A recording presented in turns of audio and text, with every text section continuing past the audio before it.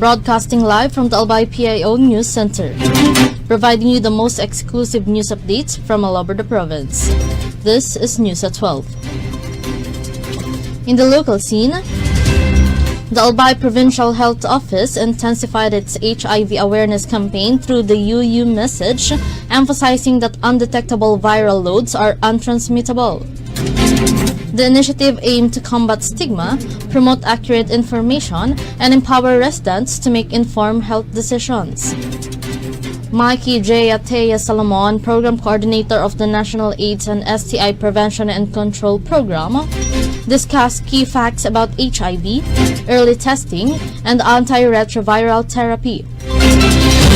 The campaign stressed that individuals maintaining an undetectable viral loads cannot transmit HIV, highlighting the protective benefits of the treatment.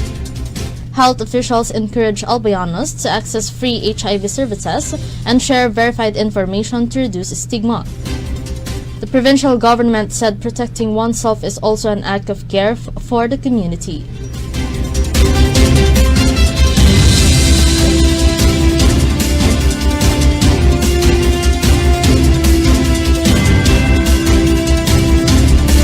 Meanwhile,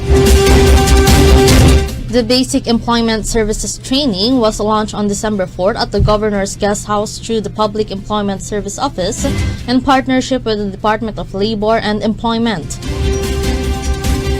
The pilot training covered Daraga and gathered barangay representatives who will link communities to employment opportunities. Participants attended sessions introducing peso and dole programs. The initiative aimed to equip barangay representatives with skills to promote employment services and improve access to government labor programs. Plans were underway to roll out the training in other municipalities to reach all areas of Albay.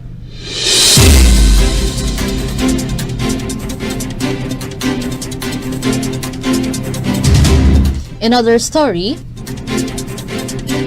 Albay's Palit Basura program is set to expand next year following its success in numerous barangays.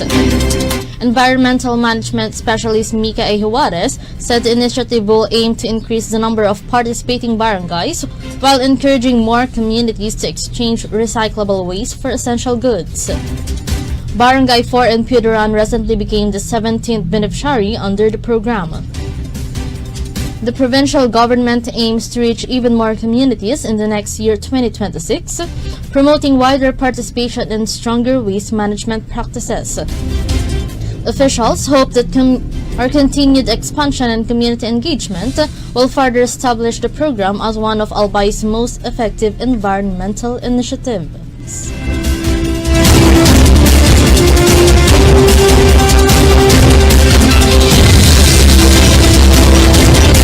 And in the national scene, officials from the Transportation and Public Works Departments, together with the Move as One coalition, conducted a dawn inspection of a 4.4-kilometer stretch of EDSA on December 9. The team noted uneven pavements, obstructed and shrinking sidewalks, trash buildup, and unusable PWD ramps. Officials described the route as unsafe and called for immediate action. The Public Works Department said walkway upgrades will begin in early 2026 with efforts to speed up construction and to reduce cost. Advocacy groups welcomed the move but urged long-term people-focused mobility solutions, including safer walking paths and better access for persons with disabilities.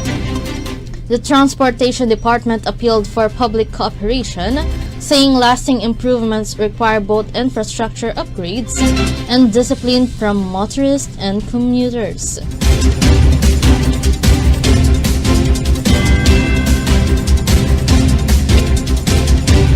And in other story,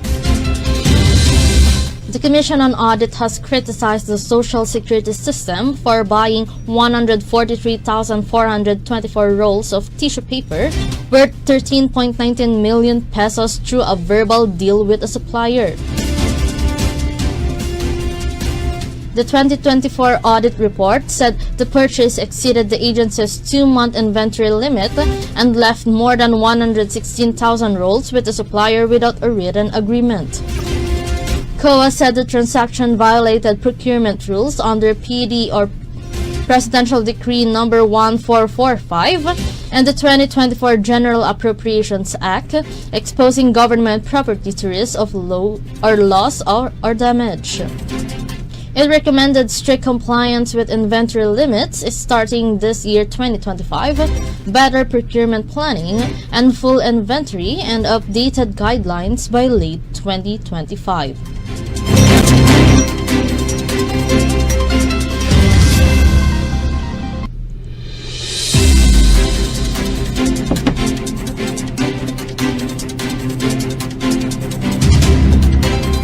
Meanwhile,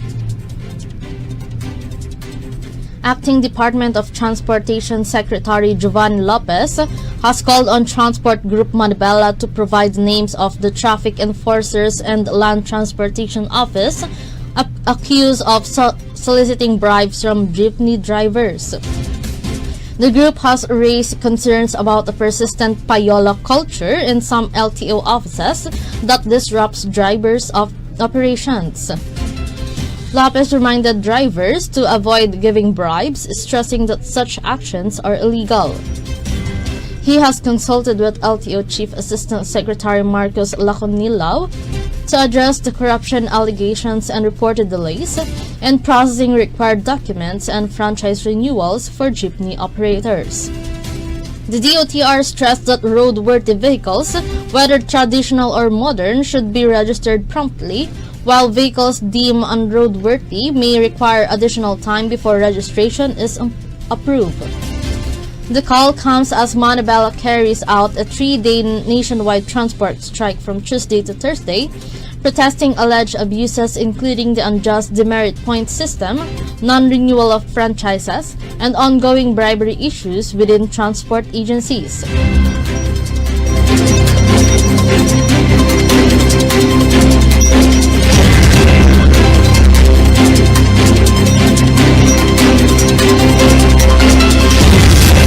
And in the news outside the country, German Chancellor Friedrich Merz made his first official visit to Israel, lasting under 24 hours amid ongoing violence in Gaza and the West Bank. Meeting Prime Minister Benjamin Netanyahu and President Isaac Herzog, Merz reaffirmed Germany's strong ties with Israel while noting differences over the Palestinian issue. He reiterated support for a two-state solution but said Germany would not recognize Palestinian statehood for now. Merz did not visit the West Bank, speaking only by phone with Palestinian President Mahmoud Abbas, and Germany's temporary suspension of arms deliveries to Israel was described as a one-time measure with defense cooperation continuing.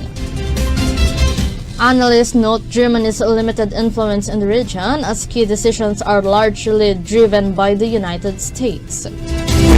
The visit symbolized solidarity with Israel amid complex regional tensions.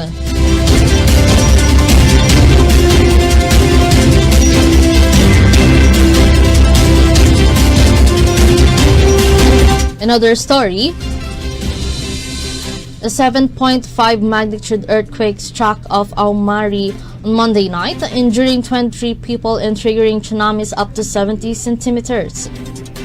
Most injuries were caused by falling objects, while around 800 homes lost power, and bullet trains and local rail services were temporarily suspended.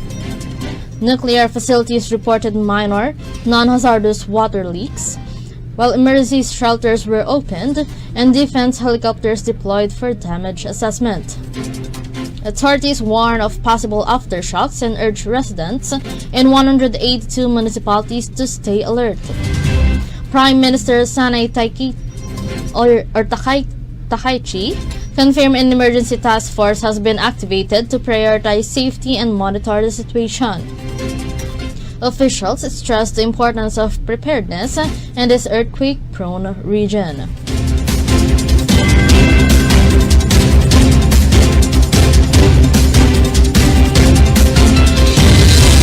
And finally, for the news outside the country, the International Criminal Court has urged the appeals chamber to reject former Philippine President Rodrigo Duterte's appeal challenging its jurisdiction over his crimes against humanity case. Deputy Prosecutor May Manday Niyang said the appeal fails to show any errors in the October ruling confirming the ICC's authority despite the Philippines' 2019 withdrawal from the Rome Statute. Duterte's defense argued there is no legal basis to continue the proceedings, but the ICC and the Office of Public Counsel for Victims countered that all arguments are incorrect. Officials noted the court properly applied the Rome Statute, the Vienna Convention, and that preliminary examinations conducted before withdrawal, along with a one-year waiting period, prevent immediate exit once crimes are under investigation. Duterte faces 3 counts of murder linked to 49 killings during his anti-drug campaign and remains detained at the prison in The Hague. The ICC continues to maintain custody as proceedings move forward. That's all for the news at 12 December 10, 2025. We'll be back tomorrow for more news updates. Thanks to our news writers, LJ Lorejo and Nayumi Ruth Hernandez. And on the technical side, we have Richard Bobbies. Our Provincial Information OIC, Marty Gonzalez. Under the supervision of our Governor, Noel E. Rosal. I am Lea Guazon. Albayanos, we only have 15 days to go before Christmas. Thank you for subscribing. Albay in my heart.